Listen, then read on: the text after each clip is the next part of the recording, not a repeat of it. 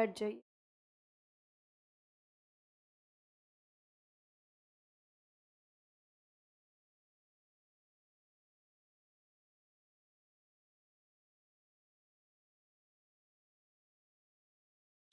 निकालिए शब्दावली।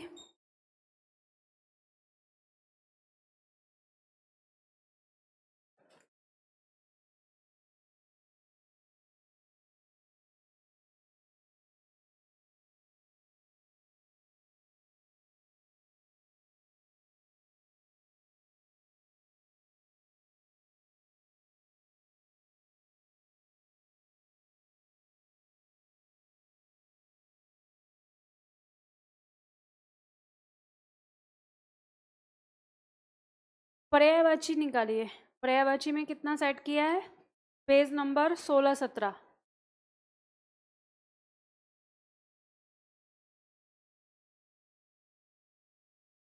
कितना सेट पढ़ा है? 3। चौथा करेंगे आज हम। मेरे साथ दोहराना है। द्रौपदी, आवाज नहीं आई। कृष्णा, द्रुपद सुता, पांचाल कुमारी, पांचाली, याज्ञसेनी। देखो, द्रौपदी का पर्यायवाची याद करने के लिए जैसे शब्द है कृष्णा, इसको रेखांकित कर लीजिए। ये बहुत ज़्यादा पूछा जाता है कि कृष्णा किसका पर्यायवाची है, तो द्रौपदी का पर्यायवाची होता है। जैसे कृष्ण की मुँह भोली बहन थी कृष्णा, तो यानी द्रौपदी, तो इसलिए उन्होंने अपना नाम दिया था इन्हें।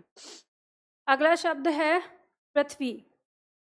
अचला, अवनी, अवनी, इला, क्षिति, जमीन, धरणी, धरती, धरा, धरती, भू, भूतल, भूमंडल, भूमि, मही, मेदिनी, वसुधा, वसुंधरा, वसुमती, विपुला। अगला शब्द है अमृत। अमीय, आबे हयात, देवाहार, पीयूष, सुधा। अगला शब्द है शिक्षक। अध्यापक, आचार्य, उपाध्याय, गुरु, टीचर, प्रोफेसर। आँख। अच्छा, एक चीज़ और बताती हूँ, जैसे इसमें टीचर लिखा है तो कुछ लोग ऐसे कहते हैं टीचर पर्यायवाची कैसे हो गया, ये तो अंग्रेजी का शब्द है। तो आपको क्या लगता है कि पर्यायवाची होते क्या हैं? पर्यायवाची होते क्या हैं? वह शब्द जिसका वही अर्थ हो जो उस शब्द का है। तो अध्यापक हम जिसे बोलते हैं, तो टीचर उसे नहीं कहते क्या? पर्यायवाची ये नहीं होता कि केवल आपकी एक ही भाषा के शब्द हैं। पर्यायवाची में संस्कृत भाषा, पाली भाषा, प्राकृत भाषा और भी आपकी जो बोलियां हैं उन सब के शब्द इसमें पर्यायवाची में इकट्ठे रहते हैं।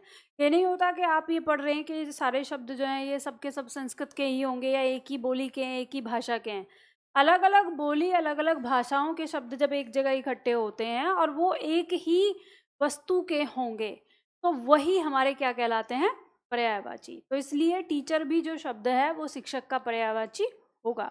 लेकिन अगर ये पूछा जाए कि टीचर किस भाषा का है, तब आप बताएंगे कि यह अंग्रेजी भाषा का है। ठीक है, चलो अगला शब्द है आंख।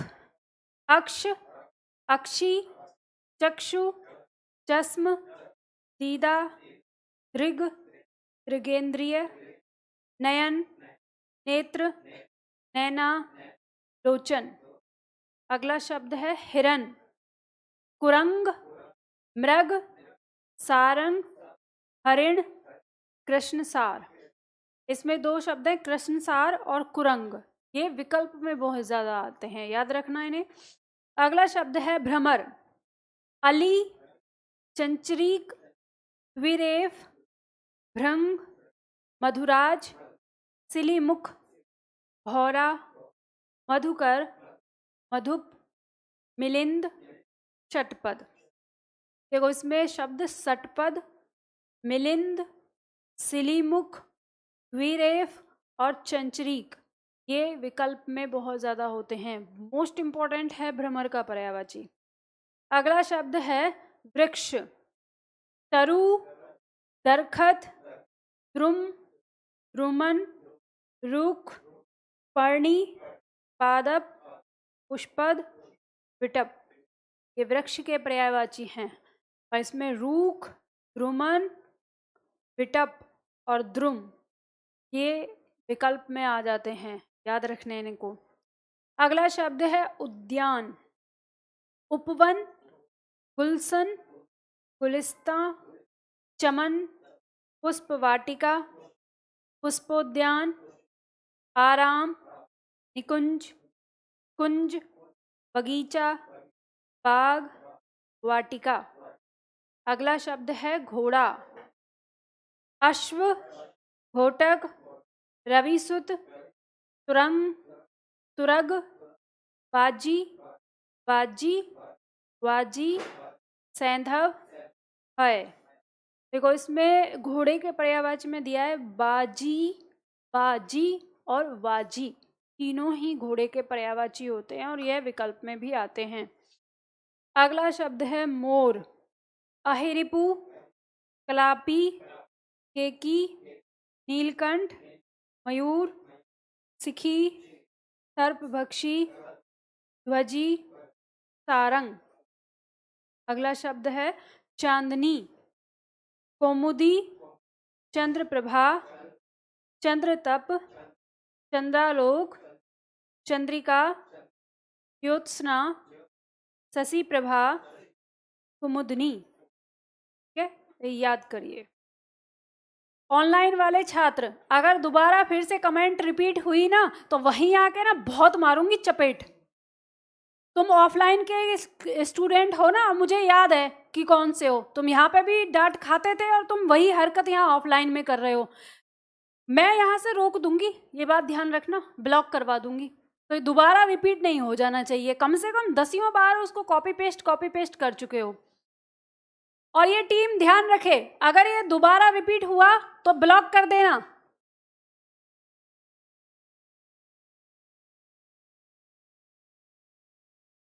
ठीक है, चलो तो इनको याद करना। हम लोग क्या पढ़ रहे थे?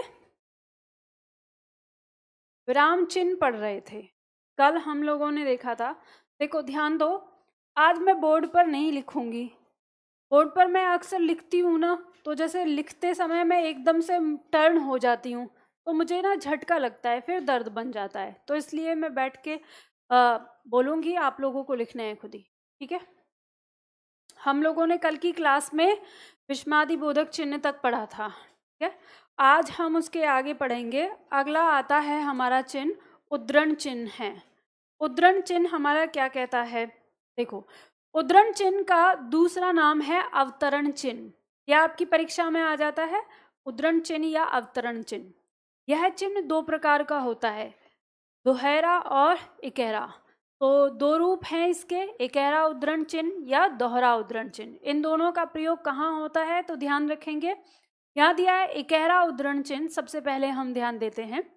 इसका प्रयोग कहाँ कहाँ होगा? किसी शब्द को, किसी वाक्यांश को या वाक्य को अलग से दिखाने के लिए, लेखक या कवि का नाम अलग से दिखाने के लिए, कोई शीर्षक, किसी पुस्तक का नाम या समाचार पत्र का नाम आदि को अलग से दिखाने के लिए हम इकहरा चिन्ह का प्रयोग करते हैं।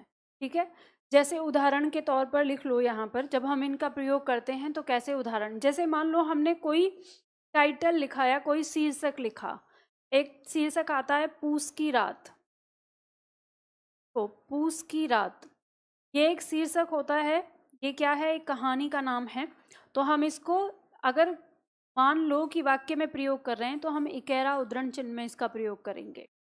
ठीक है, इसी तरह से अगर हम किसी लेखक या कवि का नाम लिख रहे हैं, तो जैसे मान लो हमने कहा पूस की रात मुंशी प्रेमचंद की कहानी है, तो हमने प्रेमचंद अगर नाम लिखा तो इसे भी हम उद्धरण चिन्ह में लिखें, क्योंकि अलग से दिखा रहे हैं। ठीक है, तो प्रेमचंद ये भी आ जाएगा उद्धरण चिन्ह। इसी तरह से जैसे दिया है यहाँ पर कि किसी पुस्तक का नाम, अब मान लो कि हम पुस्तक का नाम लिख रहे हैं, जैसे मान लो महाभारत हमने लिखा कि महाभारत बहुत ही विशाल काव्य है, तो महाभारत अभी ये पुस्तक का नाम है, तो हम इसको उद्धरण चिन्ह में, यानी ये कहा है कि किसी चीज को अलग से दिखाने के लिए जब हम इसका प्रयोग करते हैं। अब इसी तरह से देखा होगा कि जब हम वर्णमाला पढ़ रहे थे, तो वर्णमाला में हम किसी वर्ण के बारे में जब बात करते थे, जैसे मान लो हमने कहा र का रूप, या हमने कहा कि ह का रूप या द का संयुक्त रूप, जब हम बात कर रहे थे, तो हम उसको भी जब लिखेंगे, तो मान लो हमने कहा द का संयुक्त रूप, तो हम इसको उद्धरण चिन्ह में बंद करेंगे इस तरह से। तो ये उद्धरण चिन्ह हमारा इकहरा उद्धरण चिन्ह होता है इन सारी चीज़ों पर, ठीक है। तो ये आपको ध्यान देना है। अब हम कोई शब्द अलग से दिखाते हैं तब हम इसका प्रयोग करते हैं। इसके बाद यहाँ पे अगला पॉइंट आता है हमारा दोहरा उद्धरण चिन्ह। दोहरा उद्धरण चिन्ह हमारा क्या होगा, इसका प्रयोग कहाँ कहाँ होगा? तो दोहरा उद्धरण चिन्ह का प्रयोग होता है परिभाषाओं में। जब आप किसी चीज की परिभाषा लिखते हो तो वहां किसका प्रयोग करोगे? दोहरा उद्धरण चिन्ह का। अब के बाद जब भी कोई परिभाषा लिखोगे तो अपने आप परिभाषा पर इस चिन्ह का प्रयोग करना। प्रत्यक्ष कथनों में, प्रत्यक्ष कथन मतलब जब हम कहते हैं डायरेक्ट स्पीच, ठीक है, वहां पे हम इसका प्रयोग करते हैं। कहावतों में, अगर पंक्ति में हमने कोई कहावत दी है तो वहां हम दोहरा उद्धरण चिन्ह का प्रयोग करते हैं।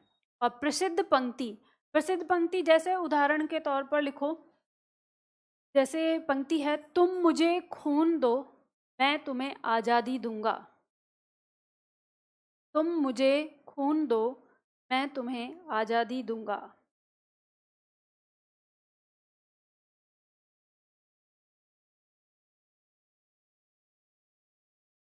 किसका कथन है ये? सुभाष चंद्र बोस का। तो अगर मान लो हम ऐसे लिख रहे हैं कि सुभाष चंद्र बोस ने कहा था तुम मुझे खून दो मैं तुम्हें आज़ादी दूंगा, अब हम इस पंक्ति को लिख रहे हैं तो इसको हम दोनों ओर से डबल यानी दोहरा उद्धरण चिन्ह में बंद करेंगे। तो दोहरा उद्धरण चिन्ह में बंद कर दीजिए। जैसे प्रत्यक्ष कथन हम लिखते हैं, देखिए इसमें वाक्य, सक्सेना ने ठीक कहा था।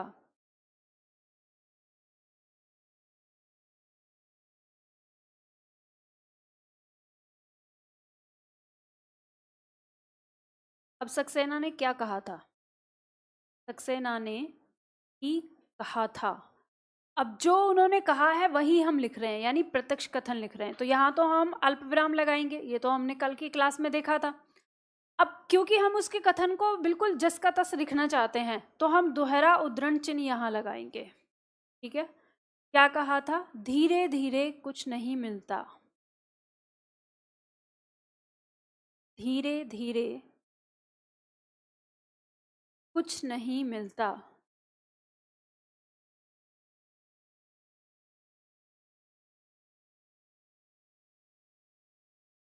सिर्फ मौत मिलती,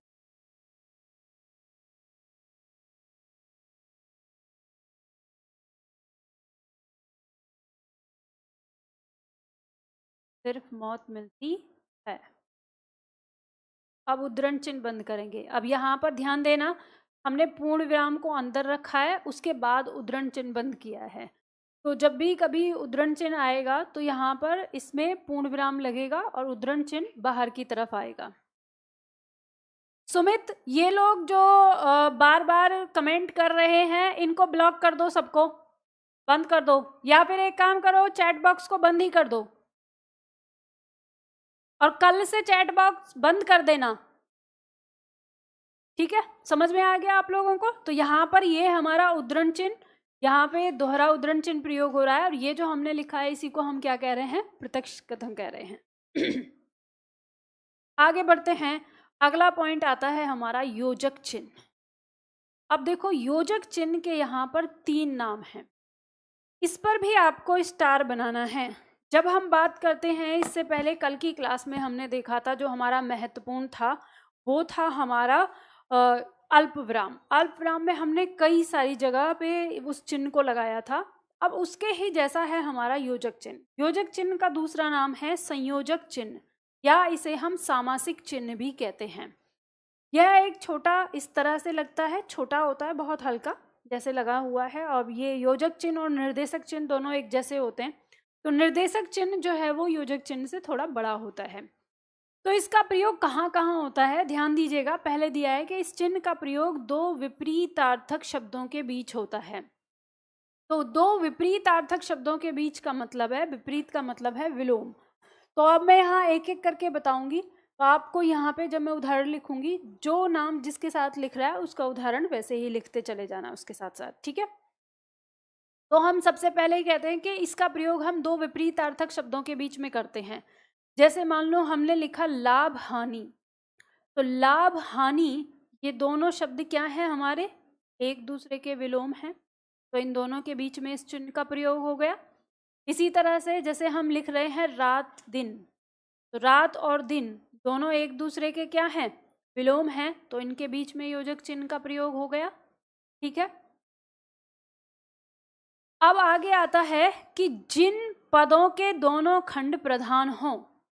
तो जिन पदों के दोनों खंड प्रधान हो, प्रधान का मतलब क्या हो गया, एक तरह से पूरक शब्द की बात कर रहा है यहाँ पर। यानी उन शब्दों के बीच में भी योजक चिन्ह का प्रयोग होता है जो पूरक होते हैं। अब पूरक का मतलब क्या होता है, जो दोनों एक दूसरे के बिना अधूरे हैं। जैसे मान लो हमने कहा हवा पानी, हवा पानी जो दोनों शब्द हैं, हमारे जिंदा रहने के लिए हवा जरूरी है या पानी, दोनों की आवश्यकता है। तो हमारे लिए दोनों क्या है, पूरक हैं। तो हवा पानी क्या हो गए, पूरक। इसी तरह से दाल रोटी, हम जब खाना खाते हैं तो हमें दाल चाहिए या रोटी, दोनों चाहिए। तो दाल रोटी क्या हो गए, हमारे पूरक शब्द हो गए। इसी तरह से माता पिता, अब माता पिता आपके विलोम में भी आएंगे और पूरक में भी आएंगे। अगर हम लिंग के आधार पर देखेंगे तो वो विलोम हो जाएंगे, माता का पिता विलोम हो गया, ठीक है। और अगर हम उसे आवश्यकता के आधार पर देखेंगे तो वो पूरक हो जाएंगे, ठीक है। अगला पॉइंट दिया है जिनमें और लुप्त हो, और लुप्त हो, इसको देखेंगे। अब और लुप्त का मतलब क्या होता है, जैसे मान लो कोई शब्द हमारा दिया हुआ है, तो जैसे शब्द हम लिखेंगे राम और लक्ष्मण, ये शब्द लिखा है, ठीक है, राम और लक्ष्मण। मैं यहाँ पर लिख रही हूँ, मेरा कहीं पे भी आ सकता है, आपको कहाँ लिखना है, और लुप्त हो वाले के नीचे, ठीक है। राम और लक्ष्मण में हम इस और को हटाना चाहते हैं, और को हटा के इस शब्द को लिखेंगे तो हम क्या करते हैं, राम लक्ष्मण लिख देते हैं। और राम लक्ष्मण लिखेंगे तो इनके बीच में क्या लगा देते हैं, योजक चिन्ह लगा देते हैं। ये म है, ठीक है? राम लक्ष्मण।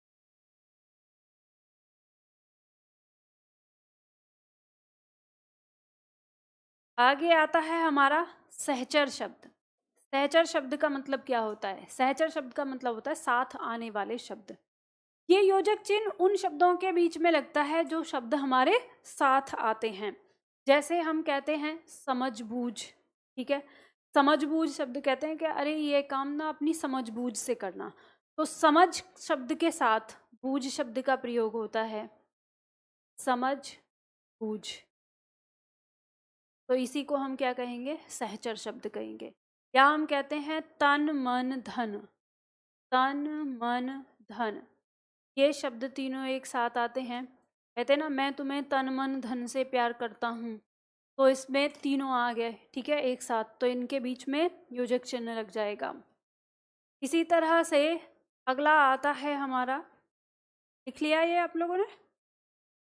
अगला पॉइंट आता है हमारा दो संयुक्त क्रियाएं जहां एक साथ प्रयोग हो।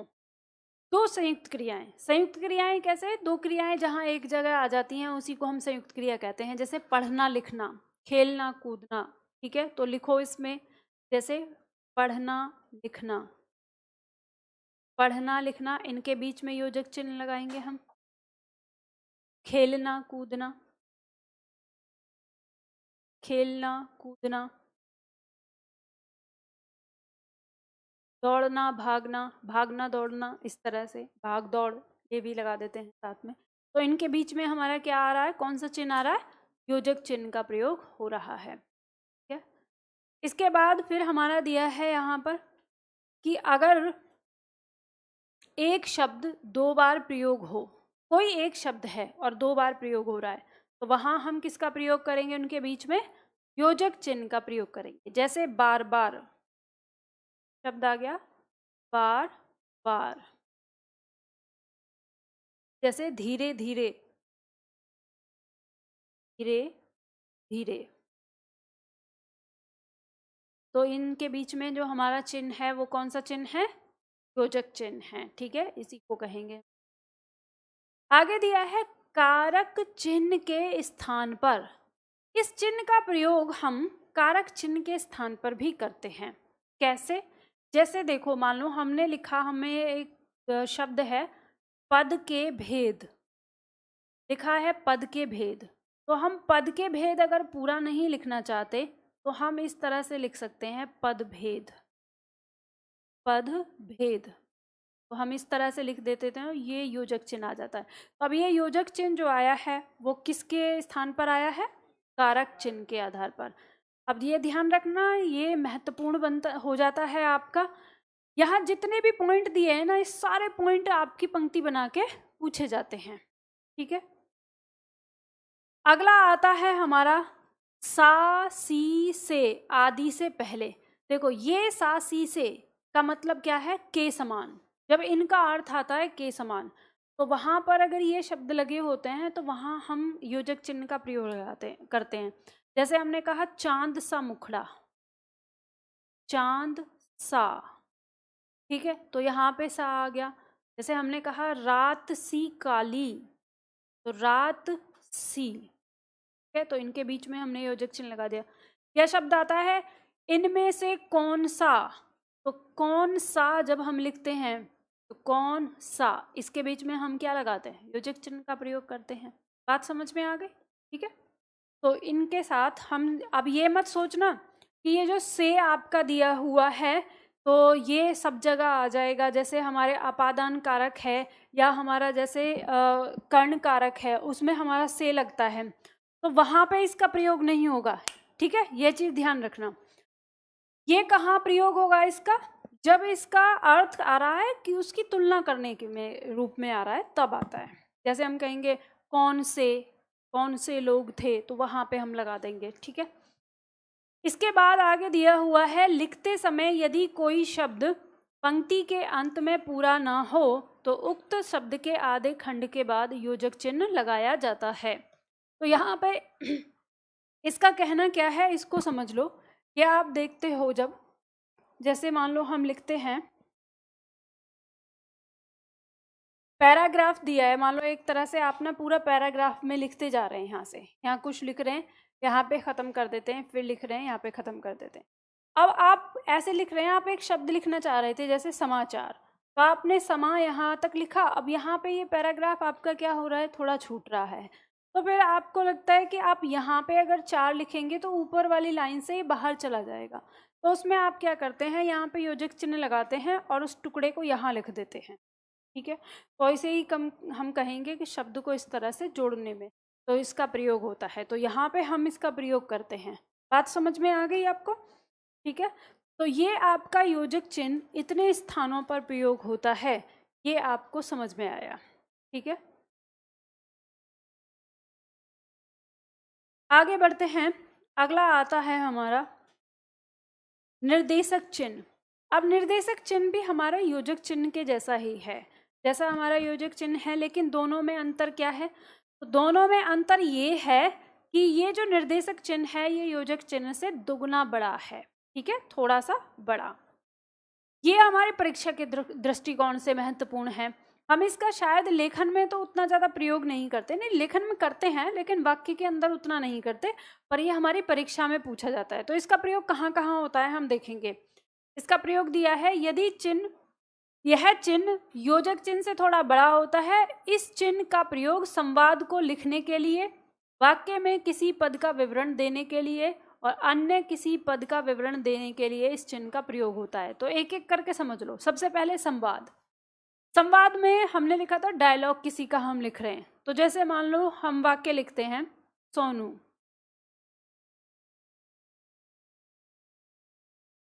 तुम घर कब जाओगे, तुम घर कब जाओगे?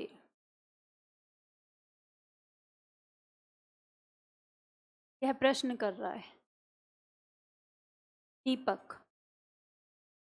इसको उत्तर दे रहा है बस अभी थोड़ी देर में। बस अभी थोड़ी देर में।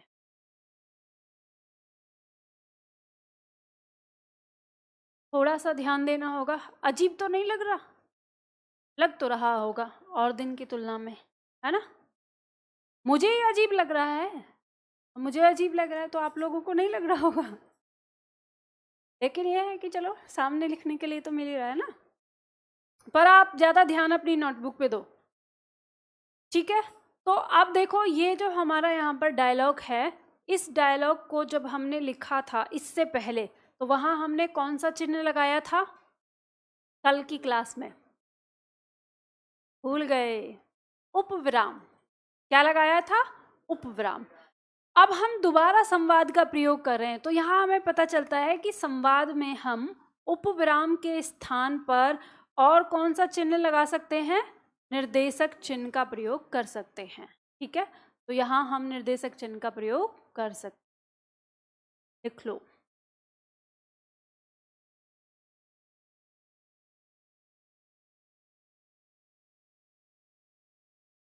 लिख लिया करो मेरे साथ साथ। अभी तो मैंने मना किया था, मैंने रोका है आपको अपने साथ लिखने के लिए। मैंने तब रोका था वर्तनी में, है ना? विराम चिन्ह में लिख सकते हो।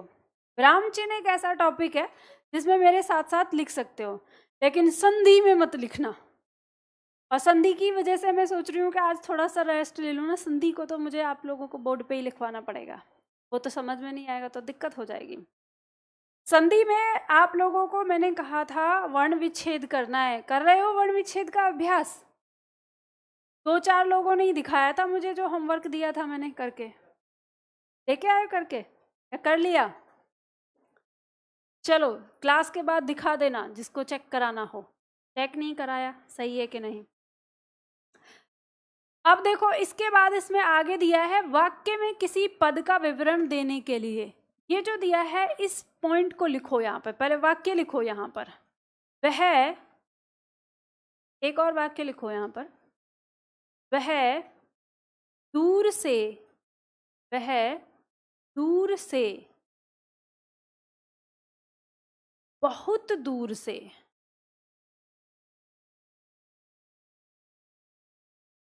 आया है।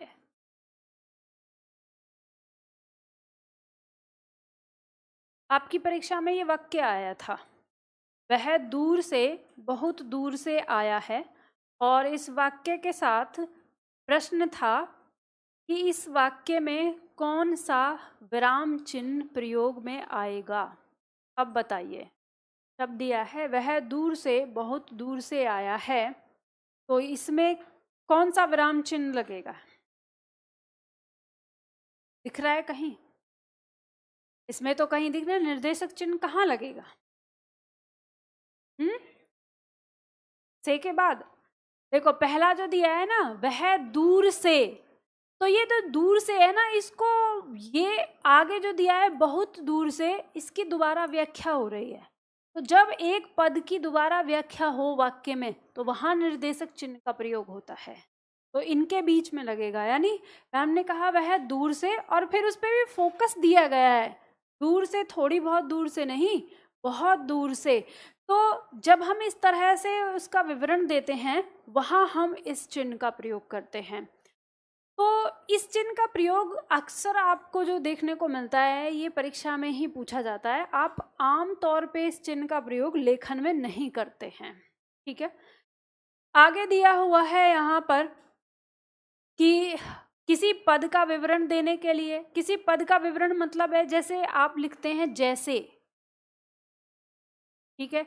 तो उसके बाद आप योजक चिन्ह, निर्देशक चिन्ह का प्रयोग कर देते हैं। आप लिखते हैं विशेष, तो फिर आप किस चिन्ह का प्रयोग करते हैं? निर्देशक चिन्ह का प्रयोग कर देते हैं, ठीक है?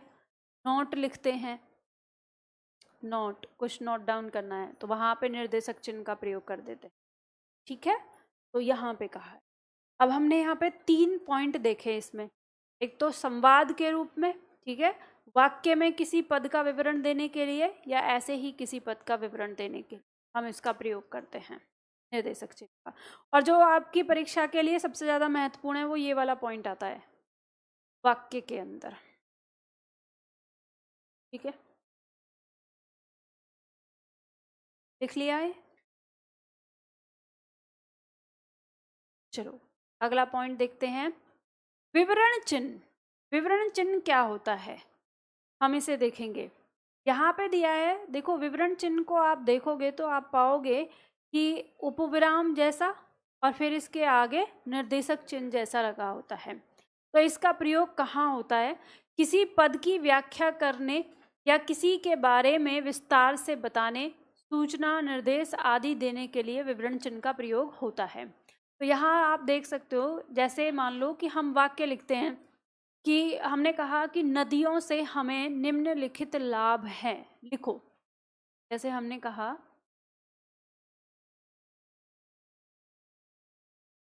नदियों से हमें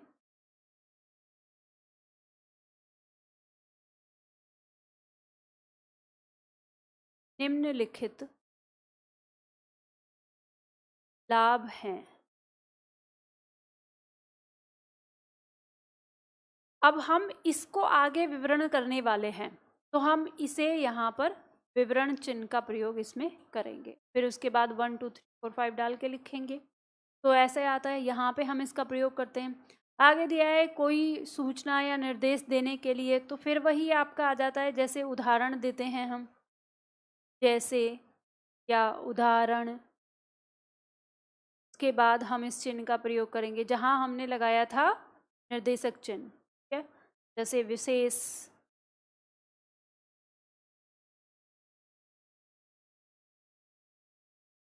वहाँ हम इस चिन्ह का प्रयोग करें।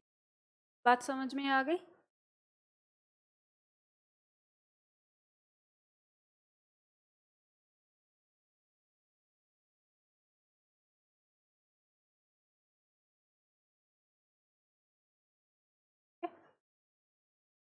चलो आगे बढ़ते हैं। अगला आता है पॉइंट नंबर 11। पॉइंट नंबर 11 हमारा क्या कहता है? कोष्टक चिन्ह। कोष्टक चिन्ह का प्रयोग हम कहाँ करते हैं? तो ये बताइए कि कोष्टक कितने प्रकार के होते हैं? अच्छा, यहाँ पे 2 दिखाई दे रहे हैं, तो 2 प्रकार के होते हैं? 4 प्रकार के होते हैं कोष्टक। पढ़ते नहीं हो आप मैथ्स में?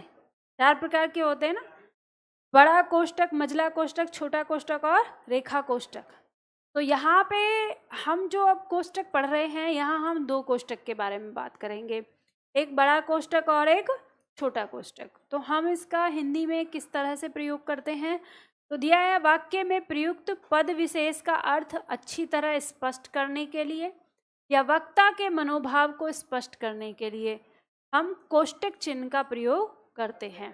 ठीक है, तो कोष्टक चिन्ह में हम, अब देखो इनका प्रयोग कैसे होगा कि मान लो अगर कोष्टक के अंदर कोष्टक लगाने को आ जाए तो बाहर हम लगाएंगे बड़ा कोष्टक और उसके अंदर छोटा कोष्टक लगा के बड़ा कोष्टक बंद किया जाएगा, इस तरह से।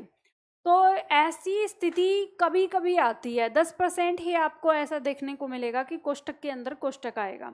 लेकिन क्या होता है, हमें सिर्फ एक ही कोष्टक लगाना होगा जब, तब हम छोटा कोष्टक ही लगाएंगे, यानी छोटे कोष्टक का ही हम प्रयोग करेंगे, ये ध्यान रखना है। अब इसमें देखा है कि जैसे किसी पद विशेष का अर्थ बताना है, तो जैसे वाक्य प्रयोग करो, हमने लिखा शहर होते ही। अब ये वो शहर नहीं है नगर वाला शहर, इस शहर का मतलब है सुबह।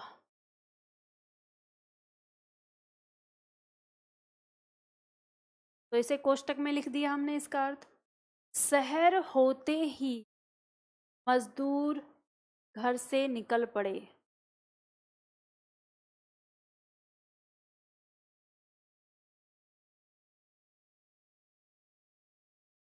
शहर होते ही मजदूर घर से निकल पड़े।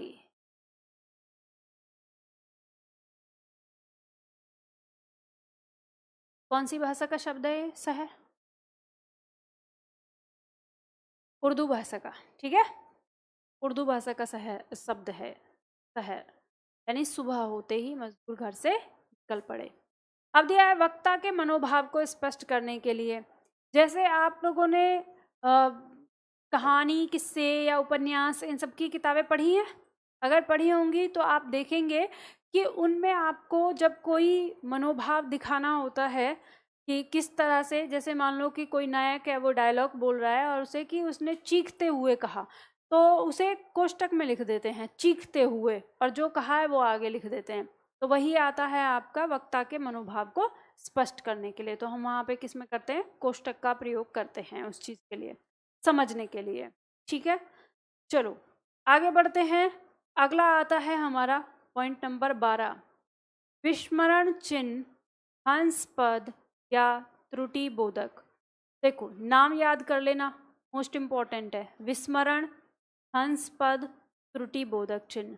ये जो हंस पद दिया है ये बहुत ज़्यादा पूछा जाता है, खास करके ये आपकी उन परीक्षाओं में पूछा गया है, जैसे पीसीएस की परीक्षाएं आपकी, उसमें आता है कि हंस पद किसे कहते हैं, उदाहरण सहित बताइए।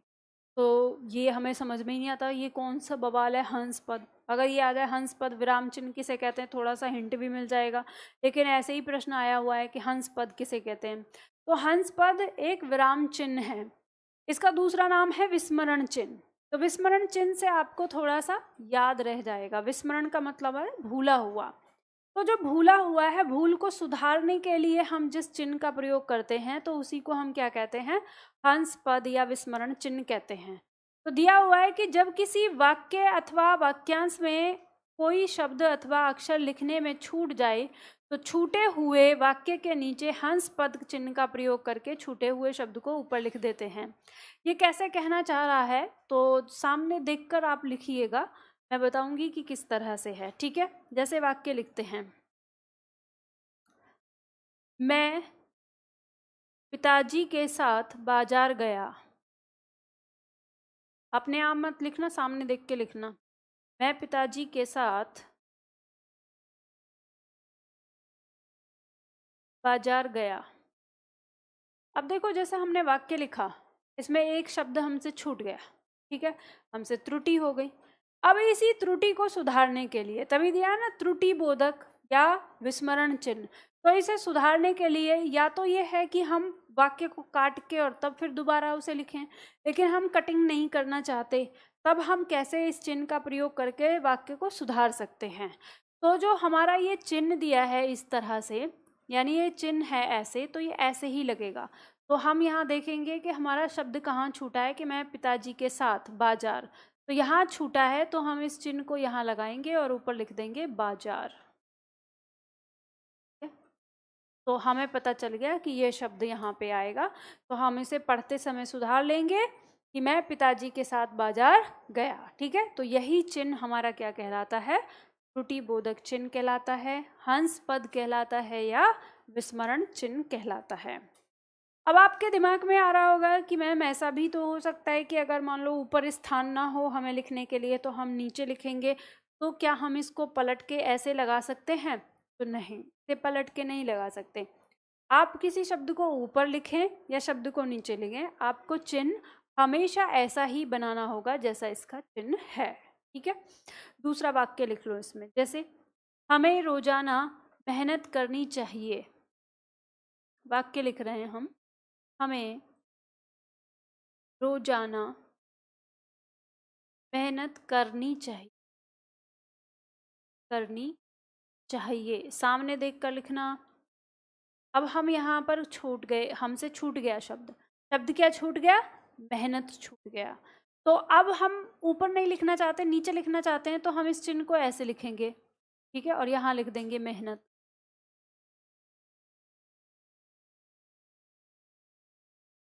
क्या समझे इससे, इससे आप ये समझे कि अगर हमें शब्द ऊपर लिखना है तो चिन्ह को हमें पंक्ति की में थोड़ा सा ऊपर लगाना होगा, और अगर हमें वो शब्द नीचे लिखना है तो चिन्ह हमें पंक्ति में थोड़ा सा नीचे लगाना होगा।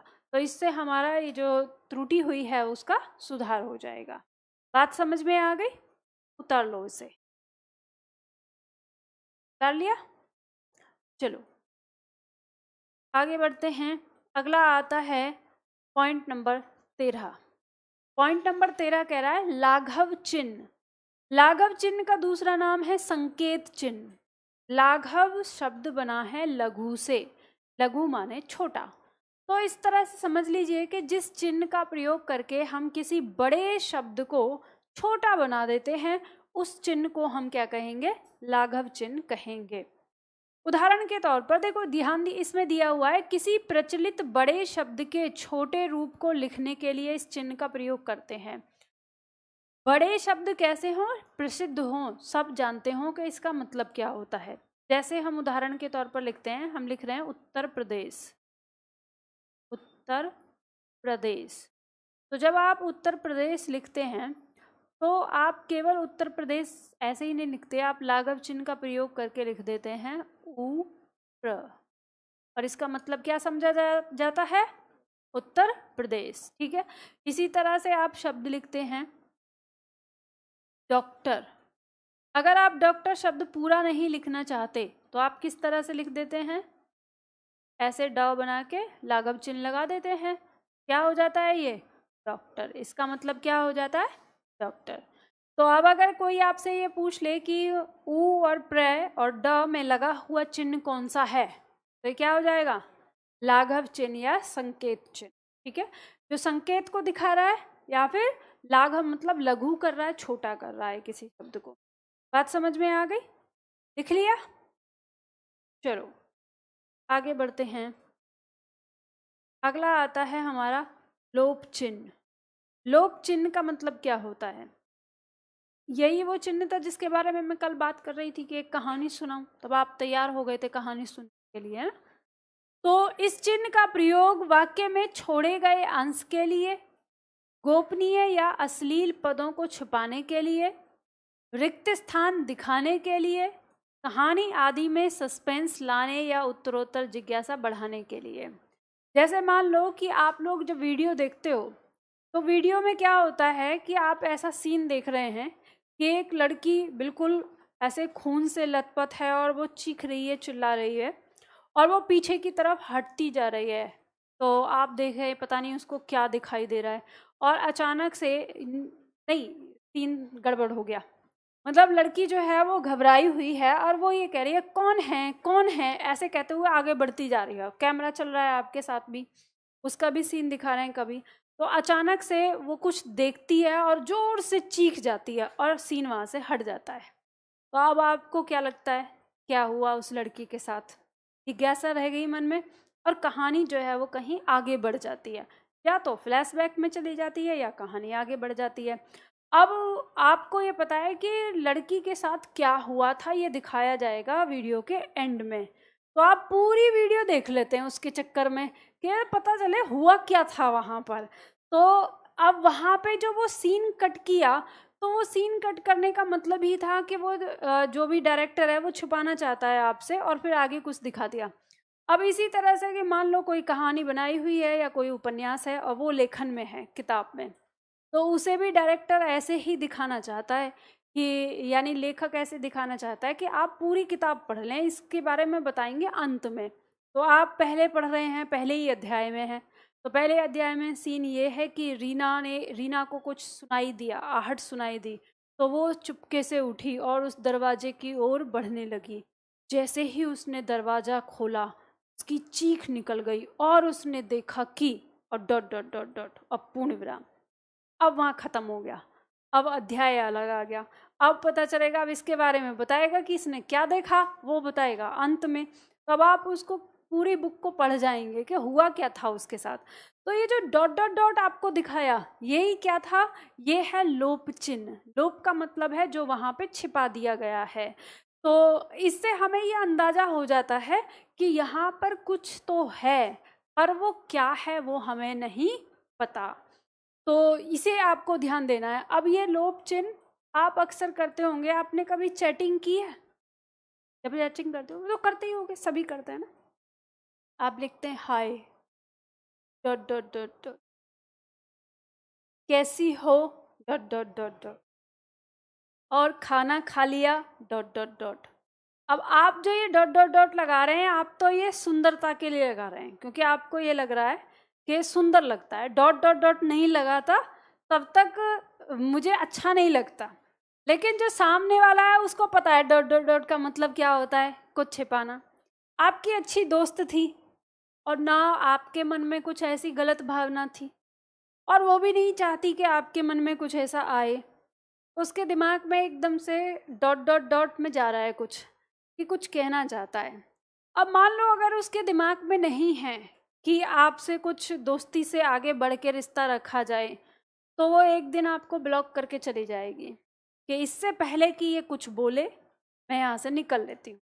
और आपको पूरी ज़िंदगी भर पता ही नहीं चल पाएगा कि वो क्यों ब्लॉक करके चली गई। तो डॉट डॉट डॉट। अब मान लो कि अगर वो आपको लेकर मन में कुछ विचार रखती है और आप पहले से ही एंगेज्ड हैं कहीं, पर यहाँ पे बस दोस्ती में बात कर रहे हैं डॉट डॉट डॉट के साथ, आपके दृष्टिकोण से तो वो सुंदरता है, अब उनके दृष्टिकोण में जा रहा है कुछ, मन में भाव था भी नहीं फिर भी उनके मन में भाव आ गया और वही सोचते रहेंगे। तो इसलिए चैटिंग करते समय विराम चिन्हों का प्रयोग बहुत सावधानी से करना है, कि ना तो किसी के मन में भाव जाए और पता चले भाव है तो अच्छी दोस्ती खत्म हो गई, या फिर एक अच्छी दोस्ती थी वो जबरदस्ती गले पड़ गई, है ना। तो ऐसी ये चीज़ ध्यान रखना है।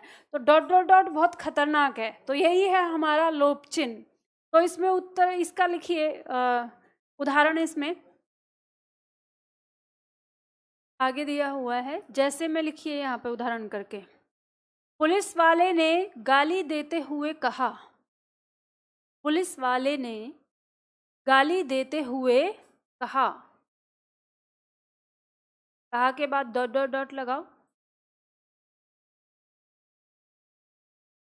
सुधर जा। अब आपको पता है डॉट डॉट डॉट में कितना अच्छा शब्द बोला है उसने, वो तो आप अच्छी तरह से जानते हैं। सुधर जा वरना अंदर कर दूंगा। यानी अश्लील पदों को छिपाने के लिए भी हम डॉट डॉट डॉट का प्रयोग कर देते हैं, या रिक्त स्थान दिखाने के लिए करते हैं। तो पुलिस वाले ने गाली देते हुए कहा डॉट डॉट डॉट सुधर जा वरना अंदर कर दूंगा।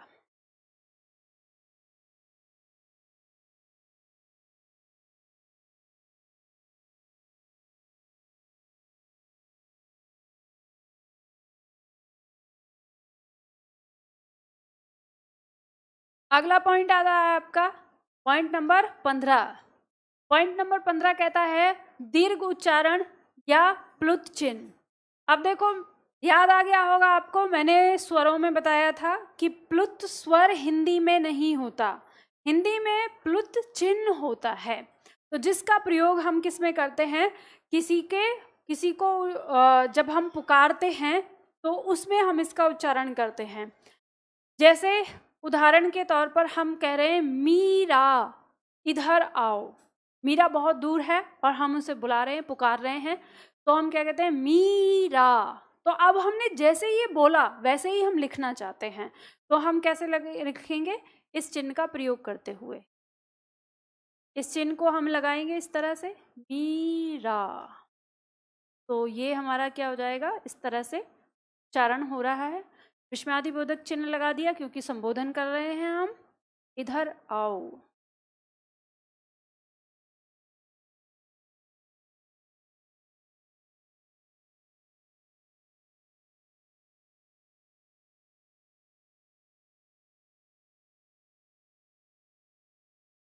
दूसरा वाक्य लिख लो, जैसे हमने कहा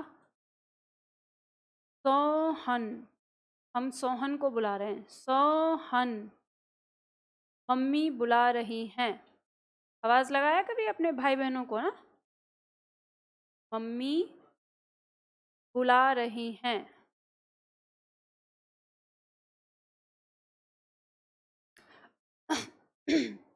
अच्छा ये बताइए क्या बोलते हो, मम्मी बुला रही हैं या मम्मी बुला रही है?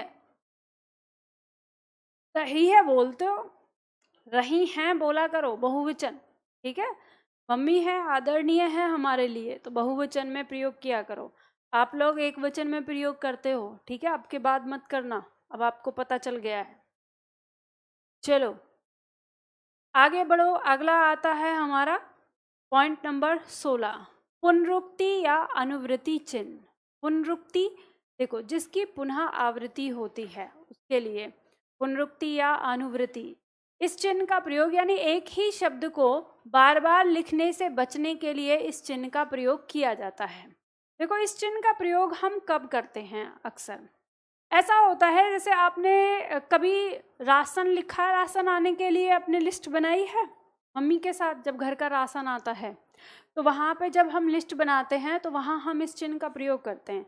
और आप मैथ्स में भी इस चिन्ह का प्रयोग करते होंगे, जब मैथ्स आप पढ़ते हैं तो वहाँ इस चिन्ह का प्रयोग होता है। किस तरह से? तो देखो हम लिस्ट बनाएंगे हम यहाँ पे, वस्तु का नाम एक तरफ तो हम लिखेंगे वस्तु का नाम और दूसरी तरफ लिखेंगे हम मात्रा। तो आपको चीनी मंगानी है तो चीनी कितनी मंगाओगे? 5 किलो, 2 किलो चीनी। बहुत ज़्यादा चीनी खाओगे ना तो डायबिटीज़ हो जाएगी। अब चावल मंगाना है तो चावल मंगाना है हमें 5 किलो। तो जैसे हमने यहाँ पे तो लिख दिया 5, ठीक है, और किलो के आगे हमने इस चिन्ह का प्रयोग कर दिया। तो इसका मतलब क्या हो गया हमारा? ये हमारा पुनरुक्ति चिन्ह आ गया, ठीक है। अगला हमने यहाँ पे बनाया कि हमें आटा मंगाना है, आटा। तो यहाँ पे हमने 5 के नीचे भी लिख दिया और इसके नीचे भी, ठीक है। तो दोनों जगह हमने क्या लगा दिया? आपका यह चिन्ह लगा दिया, पुनरुक्ति चिन्ह। तो ये हमारा यहाँ पर पुनरुक्ति चिन्ह हो गया। तो यानी ये हमें पता चल गया कि 5 किलो आटा आएगा। तो इसी तरह से हम जो ऊपर लिखा है उसी को नीचे दोहराना ही जिस चिन्ह से हमें पता चलता है उसको पुनरुक्ति चिन्ह कहते हैं या अनुवृत्ति चिन्ह कहते हैं, ठीक है।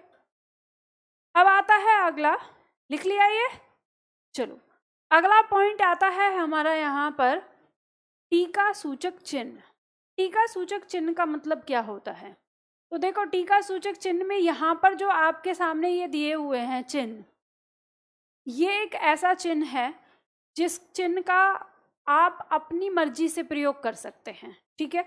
आप चाहो तो स्टार लगा सकते हो, आप चाहो तो प्लस लगा सकते हो, हैशटैग लगा सकते हो, 1 2 3 लिख सकते हो।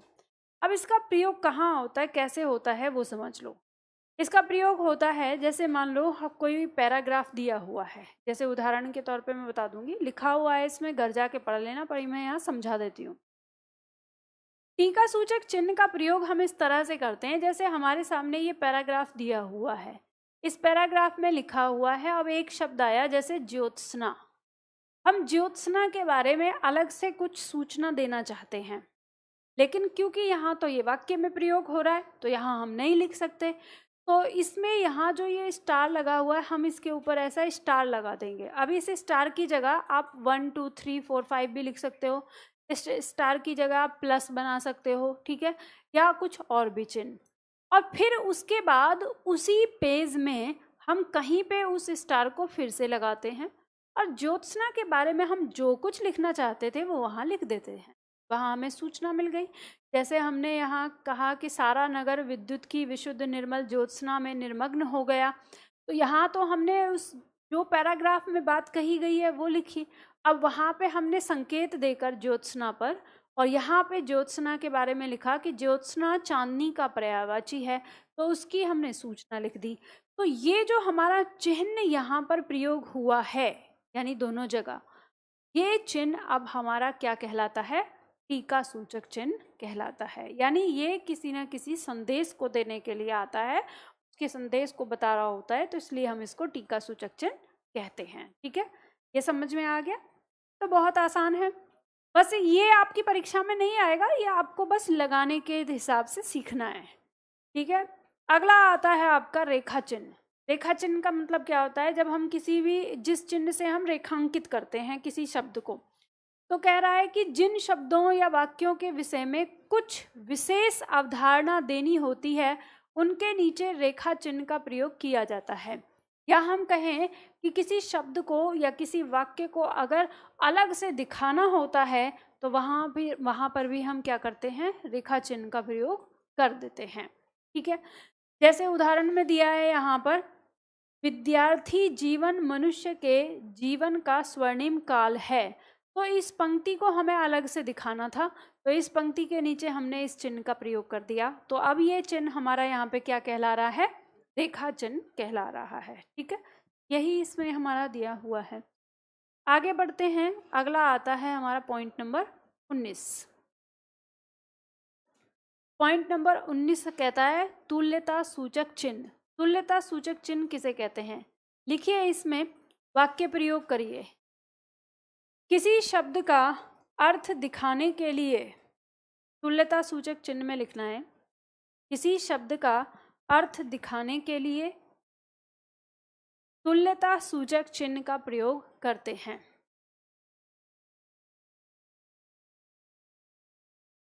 किसी शब्द का अर्थ दिखाने के लिए तुल्यता सूचक शब्द का प्रयोग तुल्यता सूचक चिन्ह का प्रयोग करते हैं। जैसे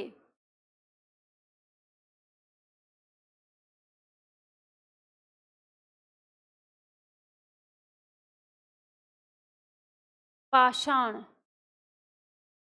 बराबर पत्थर,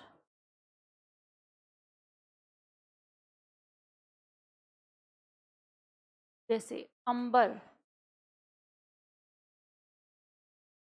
बराबर आकाश। वस्त्र भी आ जाएगा और यहाँ पे हम आकाश से ले रहे हैं। ठीक है, तो अंबर का क्या अर्थ हो गया? आकाश। तो इसका प्रयोग हम करते हैं, तो हम ये कह सकते हैं कि शब्दार्थ में हम हमेशा तुल्यता सूचक, जिसे हम बराबर का चिन्ह भी कहते हैं, इसका प्रयोग करते हैं। अगला आता है हमारा अथवा चिन्ह। अथवा चिन्ह क्या होता है? किसी शब्द के स्थान पर दूसरे शब्द के प्रयोग को दिखाने के लिए अथवा चिन्ह का प्रयोग करते हैं। जैसे मान लो हमें कहते हैं कि गाय अथवा घोड़ा मैदान में चल रहा है। ठीक है, तो वाक्य यहाँ पे लिखते हैं, गाय अथवा घोड़ा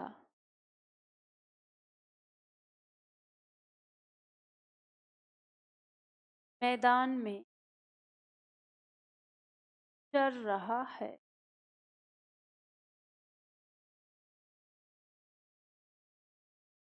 अब यहाँ पर जो आपका ये अथवा आया है, इसके स्थान पर हम विराम चिन्ह का प्रयोग कर सकते हैं। इस तरह से हमने ये गाय अथवा घोड़ा, इस तरह से। यह अथवा चिन्ह भी हमने कहाँ से लिया है? अंग्रेजी भाषा से। हाँ,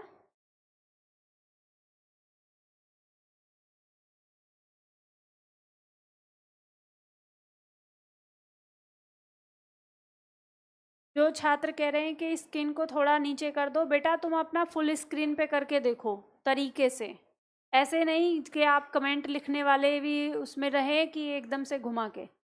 अगर इसको ऐसे करके इसको फुल स्क्रीन पे करोगे तो ये कट जाएगा। इसमें ऑप्शन आ रहा है ना, यहाँ बगल में एक जो पॉइंट है जहाँ चौकोर सा बना हुआ है, उस पर करोगे तो पूरी स्क्रीन आएगी। ऐसे करना है आपको इसे। अगर वैसे करोगे तो फिर आपको आधा अधूरा ही दिखेगा, कटा हुआ। ठीक, मैं बीचों बीच लिख रही हूँ, कहाँ पे अलग थोड़ी ना लिख रहा है, बीचों बीच ही तो आ रहा है। अगर नहीं दिख रहा तो इसका मतलब यही है कि आपने स्क्रीन को दूसरे तरह से देखा हुआ है। अब आता है हमारा अगला अंतिम समाप्ति सूचक चिन्ह। समाप्ति सूचक चिन्ह का मतलब क्या है? जैसा कि इसका नाम है, जब हम किसी अध्याय को या किसी लेख को या किसी पुस्तक की समाप्ति पर जिस चिन्ह का प्रयोग करते हैं वो हमारा क्या हो जाता है? समाप्ति सूचक चिन्ह हो जाता है। तो अब ध्यान देना कि यहाँ पे दिया हुआ है, इसमें सबसे पहले तो आपको ये जानना है कि समाप्ति सूचक कितना प्रकार का होता है। अलग अलग होता है, मतलब प्रकार का मतलब कैसे कैसे लगा सकते हैं। एक तो इसमें दिया हुआ है, इस तरह से लगा सकते हो। दूसरा, 3 बार क्रॉस करके भी आप समाप्ति सूचक का चिन्ह बना सकते हो। ठीक है। तीसरा, आप केवल रेखा खींच के भी समाप्ति सूचक चिन्ह बना सकते हो। ठीक है। इसी तरह से रेखा खींच के, बीच में गोला खींच के और दोनों तरफ रेखा खींच के भी समाप्ति सूचक चिन्ह बना सकते हो। अब ये तो यहाँ पे आया कि इस तरह से बन जाएगा, लेकिन अब ये जानना है कि समाप्ति सूचक चिन्ह लगता कैसे है। तो जैसे आपका यहाँ पे पॉइंट खत्म हो गया, यहाँ अध्याय खत्म हो गया, तो इस अध्याय के खत्म होने के 3 लाइनें छोड़ दो। 3 लाइनें छोड़ने के बाद पेज के बीचों बीच आप इस चिन्ह का प्रयोग करेंगे इस तरह से, ठीक है, या इस तरह से, या और यहाँ आपका विराम चिन्ह का अध्याय भी समाप्त हो जाता है। लिख लो, ऐसे ही लगाओ, इसको लगा लो अंत में। तो बात समझ में आ गई। अब जो आपने यहाँ पर विराम चिन्ह किए, इन विराम चिन्ह में आपकी परीक्षा के दृष्टिकोण से कौन सा ज़्यादा महत्वपूर्ण है? तो अल्प विराम आपके लिए बहुत महत्वपूर्ण है, वहाँ से प्रश्न आते हैं। योजक चिन्ह आपके लिए बहुत ज़्यादा महत्वपूर्ण है। हंस पद विस्मरण चिन्ह वह भी आपके लिए बहुत ज़्यादा महत्वपूर्ण है। और इसके बाद आपका उपविराम और अर्धविराम पहचान के लिए आ जाता है। विस्मयादि बोधक चिन्ह भी आपका पूछ लिया जाता है। प्रश्नवाचक चिन्ह महत्वपूर्ण है, ठीक है। तो इस तरह से बाकी और सारे चिन्हों को आपको याद करना ही है। एक उद्धरण चिन्ह, ठीक है, वो क्यों याद करना है? वो इसलिए याद करना है हमें क्योंकि हमारी परीक्षा में वाक्य शुद्धिकरण से भी दिया होता है, तो वहाँ हमारे ये जो हमारे विराम चिन्ह है इनमें गलती, ये भी गलती में आते हैं, ठीक है। मैम वर्णमाला की एक्सरसाइज का 16वां प्रश्न थोड़ा सा बता दीजिए। 16वां प्रश्न क्या है बताइए जरा। वर्णमाला का 16वां प्रश्न देखिए।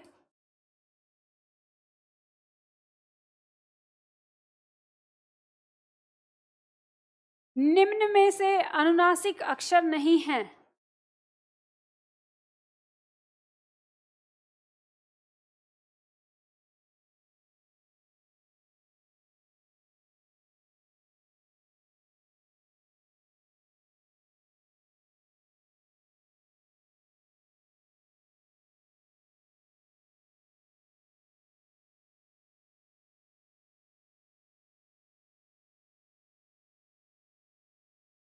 इसमें दिक्कत क्या आ रही है?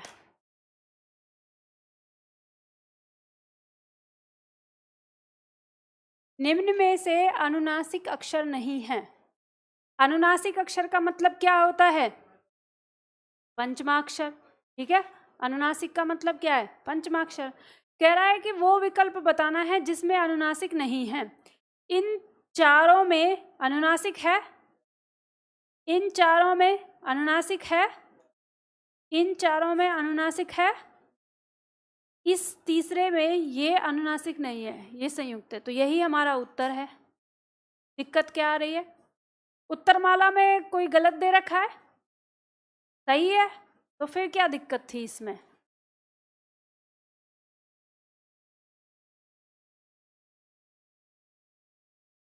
मैम राजस्थान एसआई के लिए आपकी शब्दावली की पुस्तक के अलावा अन्य पुस्तक पढ़नी है क्या? नहीं बेटा। इसमें ये पूछा है, इन्होंने कहा है कि ये जो ग है इसके अंदर ये वर्ण भी तो है। पहले तो बेटा जो आप लिख रहे हो ना इया, ये क्या है? ये कोई वर्ण है? इया लिख रहे हो, वर्ण ये है जो मैंने लिखा है, ठीक है। तो आपका कहना ये है कि इसके अंदर हमारा ज और य ये दिया हुआ है, तो ये इसका संयुक्त रूप है। तो संयुक्त रूप दिया है तो हम संयुक्त रूप को थोड़ी ना बताएंगे, तो हम इसे बताएंगे तो ज भी तो इसमें साथ के साथ आ गया ना, तो ये तब भी कट गया। तो कहा अनुनासिक अक्षर नहीं है जिसमें, तो इसमें नहीं है अनुनासिक अक्षर, इसलिए हमारा ये आ गया, ठीक है। ये क्या है? हमारा संयुक्त है, संयुक्त व्यंजन है, इस वजह से कट जाएगा ये हमारा, ठीक है। यहाँ पे दिया है कि शब्दावली की पुस्तक के अलावा और अन्य पुस्तक पढ़नी है क्या? ये जो प्रश्न पूछ रहे थे आप, नहीं, आपको शब्दावली पढ़नी है, शब्दावली पढ़ लो पूरा। और राजस्थान की परीक्षा के लिए आपको वर्णमाला से लेके वाक्य शुद्धिकरण तक ही पढ़ना है। उसमें रस छंद अलंकार और ये सब आएंगे, वो सब नहीं पढ़ना, वो आपकी परीक्षा में नहीं पूछा जाता है। ठीक है। उत्तराखंड के ईओ के पेपर में 100 नंबर की हिंदी है। हाँ तो बढ़िया है, पढ़ाई करो। और यहाँ पर जो मैं आप लोगों को पढ़ा रही हूँ, जिस तरह से नोट्स लिखवा रही हूँ, देखो एक चीज़ और बता देती हूँ, मैं जिस प्रकार से नोट्स आपको बनवा रही हूँ, लिखवा रही हूँ, आपकी परीक्षा में अगर प्रश्न आता है सब्जेक्टिव में तो आप ज्यों का त्यों उतार के आ सकते हैं। कोई शब्द का भी हेर फेर करने की ज़रूरत नहीं है, आप ऐसा का ऐसा ही उतारिए, आइए, नंबर मिल जाएंगे। ठीक है। उसी तरीके से लिखवा रही हूँ कि जिससे आपका सब्जेक्टिव और ऑब्जेक्टिव दोनों ही एक साथ हो जाए। ठीक है। और कोई प्रश्न तो किसी का नहीं है जिसमें कोई दिक्कत हो। कल एक छात्र ने प्रश्न दिया था वर्तनी वाला, दिखा देती हूँ, आप में से हो सकता है बहुत सारे छात्रों का ये डाउट हो। प्रश्न है इसमें, प्रश्न संख्या 16, इसमें भी प्रश्न संख्या 16 है। इसमें दिया है निम्न में से किस शब्द में ह पूरा वर्ण है। विकल्प दिया है ग्राह्य, विकल्प दिया है सहृदय, विकल्प दिया है ब्रह्म, विकल्प दिया है इनमें से कोई नहीं। तो ह वर्ण पूरा जिसमें है वो बताना है। किसमें होगा? हृदय में। लेकिन कुछ छात्रों ने इसमें डी आंसर दे दिया और इसका उत्तर क्योंकि बी लिखा हुआ है, ख है, तो फिर सोचते हैं ये कैसे। तो देखो आप इसको समझ जाओ ये कैसे। जब हम ग्राह्य शब्द की बात करते हैं तो इसमें ह हमारा आधा होता है और य पूरा होता है। फिर हम जब ब्रह्म की बात करते हैं तो इसमें हमारा ह आधा होता है और म पूरा होता है। ठीक है। यहाँ पर सहृदय, इस ह की बात करेंगे तो इसमें ह हमारा आधा है और इसके साथ क्या है? ऋ की मात्रा है। तो ऋ क्या है? एक स्वर। तो जब व्यंजन के साथ स्वर आ जाता है तो वह क्या हो जाता है? पूरा हो जाता है। तो यानी हृदय में, यानी सहृदय में या हृदय में जो हमारा ह है वो क्या है? पूरा है। उसके साथ क्या आया है? स्वर आया है। इन दोनों में हम देखेंगे तो इसके तुरंत बाद व्यंजन आया है, कोई स्वर नहीं है, तो इसलिए ये क्या हो गया? आधा हो गया। तो आपको कंफ्यूजन इसलिए हो जाता है कि जब हम हृदय लिखते हैं ना, हृदय में ये मात्रा लगाते तो आपको लगता है कि ये वर्ण है हमारा कुछ इसमें ना, तो ऐसा नहीं है, ये इसकी मात्रा है। ठीक है, ऋ की मात्रा है। और कोई, किसी का कोई शब्द, कोई प्रश्न ऐसा हो? टीचर जी बुक कब आएगी? बेटा आप डाकिए से पता करो इस बारे में कि बुक कब आएगी। मैं तो डाकिया हूँ नहीं, मुझे तो पता है नहीं, है ना। ट्रैकिंग आईडी होगी आपके पास, कब तक मिल जाएगी? मैम ऐप अनलॉक हो जा रहा है। देखो बेटा, ऐप पे ना थोड़ी सी समस्या चल रही है और ये, इस समस्या का सामना आपको हो सकता है 20-25 दिन तक करना पड़े, क्योंकि मैं दूसरा ऐप बनवा रही हूँ तो जल्दी ही अपडेट आएगा उस पर। अब क्योंकि एक तरह से क्या हो रहा है कि ये जो हमारा ऐप अभी है इस समय जो चल रहा है, ये एक तरह से एक्सपायर हो रहा है, तो नया ऐप बनाया जा रहा है और डेटा वगैरह उसमें फिल किया जा रहा है, तो उसमें थोड़ा सा टाइम लग रहा है। तो वहाँ जब हम शिफ्ट हो जाएंगे नए वाले पे तो ये जो समस्या आपके सामने आ रही है ये समस्या समाप्त हो जाएगी। तो आपको लगभग 20-25 दिन और इस समस्या से थोड़ा सा जूझना पड़ेगा। तो जितनी जल्दी मतलब हम कोशिश कर रहे हैं कि जल्दी ही वो हो जाए, तो हमारा बस डेटा ट्रांसफ़र हो जाए ताकि आप सब लोगों की जो क्लासेस वगैरह हैं वो वहाँ पे मिल जाएं। फिर उसके बाद आपको ये दिक्कत नहीं होगी। ठीक है। मैं टीचर की कौन सी बुक है? ये क्या वाक्य हुआ? ऐप बार बार अपने आप बंद हो जाता है, वही बता रही हूँ मैं इस समय ऐप के बारे में। मेरे साथ कुछ नहीं हो रहा ऐप में तो बहुत बढ़िया है, क्या दिक्कत है? मैम आपकी प्रैक्टिस बुक से MPSI की प्रैक्टिस कर लें। हाँ बिल्कुल हो जाएगा, कवर हो जाएगा। एक दो टॉपिक आपके हैं जो आपको थोड़ा सा पढ़ना पड़ेगा, प्रैक्टिस उनकी नहीं आती, जैसे संक्षेपण है आपका, जैसे पहेली है। लास्ट में हालांकि विविध में मैंने दिए हैं कि उस तरह के प्रश्न कैसे आते हैं, तो कर सकते हैं आप आराम से, हो जाएगा। मैम ये कौन सी बुक है? ऑनलाइन फ्लिपकार्ट पर है प्लीज़। देखो जो आपकी ये स्पेस बुक है, ये जो यहाँ पे चल रही है, ये आपको ऑफिस से ही मिलेगी, ये कहीं आपको ऑनलाइन में नहीं मिलेगी, ठीक है।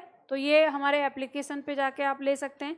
एक बुक है आपकी स्पेस वाली, एक है हस्तलिखित वाली। हस्तलिखित वाली और स्पेस वाली में क्या अंतर है? तो स्पेस वाली आपकी खाली होती है, जैसे यहाँ पे हम देखते हैं ये जो लिखा हुआ है, कुछ लिखा है कुछ अधूरा है, तो इसी को स्पेस वाली कहते हैं।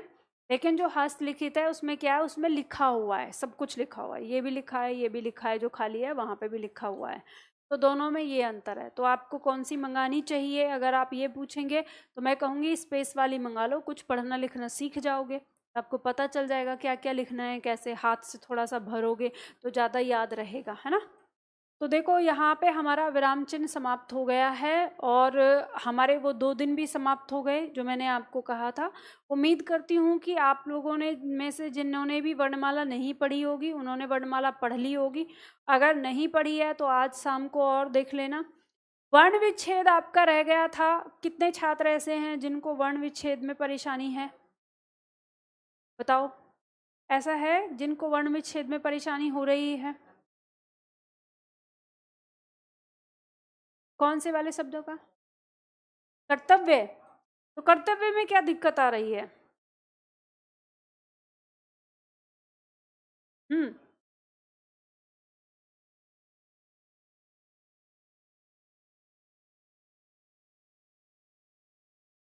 आप इसको लिख दीजिए। देखो, क व्यंजन, इसका स्वर क्या है?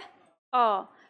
इस ये जो त है इसका मतलब क्या है? इस त का मतलब है आधा त और पूरा त, लेकिन उससे पहले ऊपर र भी है, तो उन त से पहले र का उच्चारण हो रहा है, तो आप पहले र को उतार के रखेंगे यहाँ, फिर उसके बाद आप आधा त लिखेंगे, फिर उसके बाद ये त आएगा और इसका स्वर यहाँ पर क्या है? अ। ठीक है, 2 बार आ गया। फिर आपका व व्यंजन है आधा, फिर य व्यंजन है और य का स्वर क्या है? अ। क्या आ गया? 2 बार वहां दिख रहा है, ये चीज ध्यान रखो। इस त का मतलब होता है एक आधा और एक पूरा त, ठीक है। तो बस इस तरह की चीजें आपको थोड़ी सी ध्यान में रखनी है, आराम से हो जाएंगे, कुछ भी ऐसा नहीं है। वर्ण विच्छेद को मैं कल समझाऊंगी। ऑनलाइन में एक छात्र ने कहा था कि वर्ण विच्छेद को फिर दोबारा समझा दें, बट मुझे याद दिला देना क्लास में आते ही। हालांकि मुझे याद तो रहेगा ही, कोशिश तो मैं यही करूंगी कि उसे याद दिला देना कि कैसे शब्द को करना है। या चलो मैं आपको यहीं पे बता देती हूँ अभी, फिर घर पे जाके आप अभी लिख लेना, प्रैक्टिस कर लेना, ठीक है। जैसे देखो, शब्द है हमारा ये लेखन कार्य, मैं इस शब्द पे आपको बताती हूँ करके। जैसे शब्द हमने लिया लेखन कार्य। अब ध्यान देना, सामने मैं बोर्ड पे नहीं हूं, यहां लिख रही हूं।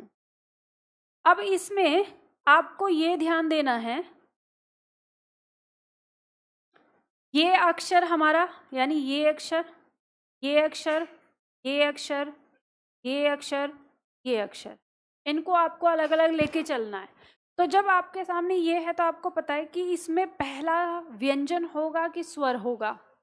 अगर स्वर अपने वास्तविक रूप में आता तो पहले स्वर होता, लेकिन स्वर तो मात्रिक रूप में आया है, और जब स्वर मात्रिक रूप में आता है तो वो व्यंजन को सहारा दे रहा होता है। तो व्यंजन को सहारा देने के लिए आया है तो व्यंजन पहले होगा, तो इसका व्यंजन कहाँ होगा? पहले। अब व्यंजन का वास्तविक रूप होता है हल के साथ। अब जो हमने यहाँ पे ल लिखा, ल के नीचे हमने हल लगाया है, तब ये व्यंजन है। अगर हम इसके नीचे से ल के नीचे से ये हटा दें, हल हटा दें, तो इसमें अ शामिल हो जाएगा। अब क्योंकि हम इसका तो स्वर बाहर निकाल रहे हैं, तो स्वर को बाहर निकालने के लिए हमें इसके नीचे हल लगाना होगा। अब इसके बाद ये मात्रा है हमारे ए की, तो ये हमारा स्वर आ गया। फिर आगे हमारा जो ये ख है इसमें दिया है, तो इसमें जो व्यंजन है वो हमारा क्या है? ख, तो हल के साथ आएगा। इसका स्वर क्या है? अ, ठीक है। फिर हमारे पास व्यंजन क्या है? न। न का भी हम हल लगा के लिखेंगे, इसका स्वर क्या है? अ है, ठीक है। अब इसके बाद हमारे पास आ गया क व्यंजन, इसके नीचे हल लग जाएगा। इस पे मात्रा है आ की मात्रा, तो स्वर क्या आ गया? आ गया। अब इसके बाद य या र, तो आपको पता है य के ऊपर र लगा हुआ है, र का रेफ रूप है, तो रेफ रूप में र जिस वर्ण के ऊपर लगा होता है उससे पहले आता है, तो ये य से पहले आ जाएगा, यहाँ पे आ गया र, ठीक है। और फिर आपका ये य आ गया, और य का स्वर क्या है यहाँ पर, अ। इस तरह से हो गया, ठीक है। तो ये आपका होता है। अब जैसे मान लो यहाँ पे शब्द लिखा हुआ है आपका श्री, अगर आप कहें कि मैम इसका वर्ण विच्छेद कैसे करेंगे, तो ये आपको पता होना चाहिए कि ये जो यहाँ पे श्री लिखा हुआ है, हमें वैसे भी युग्म पता है कि ये किससे मिलके बना है, तो इसमें तालु श है, और तालु श के बाद हमारा र आया है, और उसके बाद ई की मात्रा, तो ये है श्री, ठीक है। इसी तरह से जैसे मान लो श्रृंगार शब्द दिया है, श्रृंगार। अब इसमें आपको पता है कि ये जो यहाँ पे ऐसे दिया हुआ है ना बन के, ये आपका तालु श होता है, तालु श हल के साथ, यहाँ पर री की मात्रा है, ठीक है। अब री की मात्रा, अब ये जो अनुस्वार है, अनुस्वार के बाद यहाँ पे ग, दादाजी आए हैं, इसका मतलब अनुस्वार क्या है, पंचमाक्षर है। किस वर्ग का, क वर्ग का, तो अनुस्वार हमारा पंचमाक्षर में आ गया, ठीक है। उसके बाद ये आ गया ग, इसका स्वर क्या है, आ, फिर क्या आ गया, र, और इसका स्वर क्या है, आराम से हो जाएगा, बहुत आराम से हो जाएगा। इस चीज को ध्यान दीजिए। अगर मान लो ये शब्द दिया हो आपके साथ ऐसे, जैसे कक्षा, तो आप इसको कैसे लिखेंगे, कक्षा को क इसमें आधा क श आ, या फिर क अ श और आ, पहला कि दूसरा, पहला लिखना, ठीक है, लिखा जाना चाहिए तो दूसरा, अगर क्योंकि जब हम उसको व्यंजन बना चुके हैं तो दूसरा लिखा जाना चाहिए, लेकिन आपकी परीक्षा में अगर आ गया तो सही क्या माना जाएगा, पहला। तो जो आपके संयुक्त व्यंजन हैं उनको विद्वान संयुक्त व्यंजन में रखते भी हैं और नहीं भी रखते हैं, मतलब एक तरफ तो कह देते हैं हाँ संयुक्त व्यंजन में रख लिया, और दूसरी तरफ फिर और जब उनका वर्ण विच्छेद आता है तो फिर बाकी स्वर की तरह करते हैं, जैसे बाकी संयुक्त वर्ण की तरह, तो हैं भी और नहीं भी हैं। तो इस तरह से इनको ध्यान रखिएगा कि जो आपके ये संयुक्त वर्ण थे यहाँ पर सारे, जो 4 थे हमारे यहाँ, छ, त्र, श और ग, अगर इनका वर्ण विच्छेद आएगा तो आपको इस तरह से करना है, ये याद रखिएगा। त और र, यहाँ पर श और र, और यहाँ पर ज और य, ठीक है। इतना आपको करना पड़ेगा इसमें, तभी आपकी परीक्षा में सही होगा, नहीं तो गलत हो जाएगा, ठीक है। इसी तरह से जैसे शब्द आता है आपका, एक शब्द आता है सन्यासी दिया हुआ है, जैसे शब्द आता है, लिखा जाता है ये सन्यासी। अब देखो इसमें जो ये आपके अनुस्वार है, इसके बाद अनुस्वार के बाद यहाँ पे न दिया हुआ है, वैसे ये सन्यासी वर्तनी के तौर पर लिखा तो ऐसे जाना चाहिए, ठीक है, इस तरह से। लेकिन मान लो ऐसे भी लिखा हुआ है, अब इसको आप खोल के लिखेंगे तो आप इसको ऐसे लिखिए, स, इसका स्वर क्या है, अ, और फिर क्योंकि ये अनुस्वार, अनुस्वार के बाद न, इस तरह से करके इसको पहचान कर लो, ये आधा न हो गया, फिर आधा न हो गया, फिर आपका य हो गया, फिर आ गया, और फिर ये स हो गया, और फिर आपका ये हो गया, इस तरह से आ जाएगा।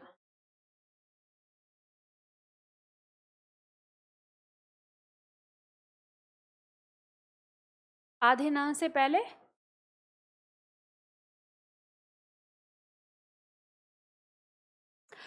नहीं, ऐसा तो कुछ नहीं है। ये देखो शब्द है ये सम्मान, अगर ये सम्मान दिया हुआ है तो यहाँ पे ये दोनों म आए हैं ना सम्मान में, तो म से पहले पंचमाक्षर आया तो है। ये कहो अनुस्वार का प्रयोग नहीं हो सकता, ये कहो, ठीक है, अनुस्वार का प्रयोग नहीं हो सकता, तभी तो इसकी ये वाली है ना, इसकी वर्तनी ये वाली सही है, लेकिन इसको नहीं मानते, तो ये नहीं होना चाहिए। और यही है कि विद्वानों में मतभेद इतना है कि क्या करें, आयोग जब भी मानता है इसको सही मानता है, हम क्या करें, नियम तो हमारा यही बताता है कि ये सही होना चाहिए, ये लिखा जाना चाहिए, लेकिन ये मानना पड़ेगा आपको, आपको नंबर पे काम करना है अभी, ठीक है। ये सारी चीजें हमारे जैसे लोगों के लिए रहने दो। ये बताओ आप लोगों में से भेजा है किसी ने पत्र अभी तक के नहीं भेजा?